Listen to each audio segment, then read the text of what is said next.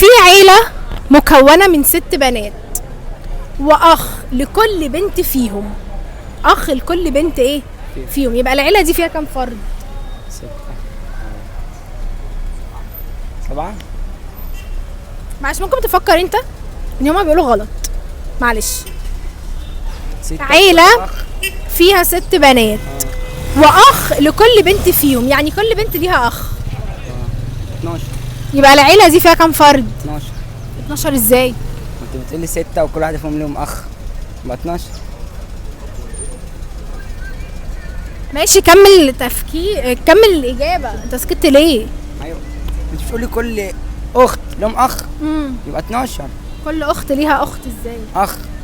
كل اخت ليها اخ، اه. بالظبط. يعني بنت ولها واد، يبقى كده 1 و2. حلو. والاب والام؟ 14. جدع. هقول لك سؤال اخر مرة.